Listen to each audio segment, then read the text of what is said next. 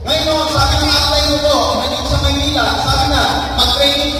magbibigay sa Maynila, wala na nga po kaming project, nagagalit po ako. Wala na po kung saan po. Kaya, nung mamento kami ng training, yung po nalaman, nakadaan ko palang mag-training ko para mo, mas mapalaki ko yung grupo ko. Ngayon ho, ang pinakamatinding nangyari ko,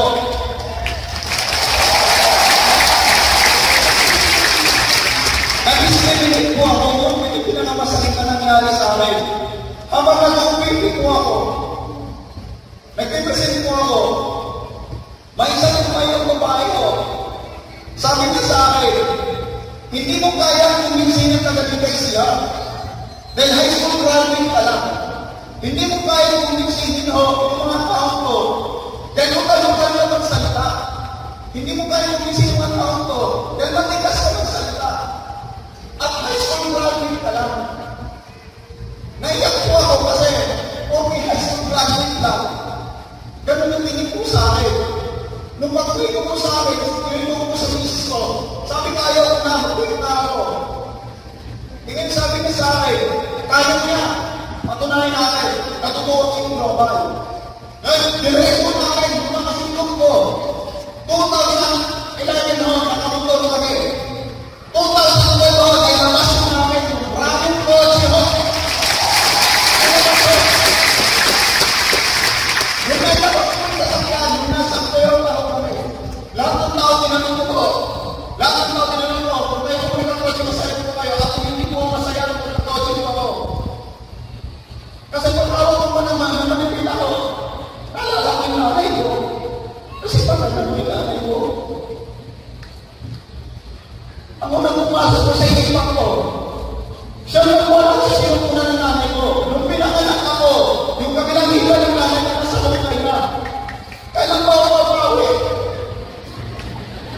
Bakala ko, dapat tinawag sa kanila, nabuhay ko pa yung magulang natin ang wala dito gusto natin.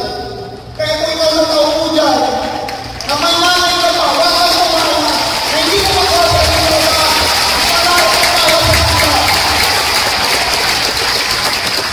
Kung ikaw sa kanila, pinapakala ko ng Trailer Sports, nailabas ko namin. Nung nailabas ko, ang unang pinutahan tatay ko, nandiyan ko yung tatay ko. Pinasasay ko yung tatay ko. Pina-experience ko sa kanya. Kung ano yung pagkakaroon mo na may sarili ng sasakyan at umili na namin yung kamara. Itong kasalukuyan ho, 2014 ho. Kalilipat na po namin sa bagong bahay ho. Na 1,000 doon na ang isang.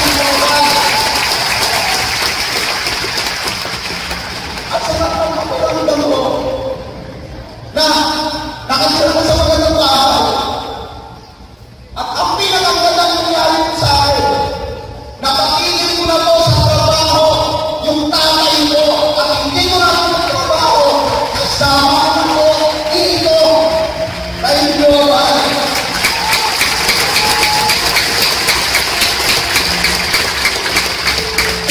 At sa po ng pakiramdam, nakakita ng Panginoon, hindi ko pala, yung dahil bagong buhod, at palitan ako ng bagong bahay.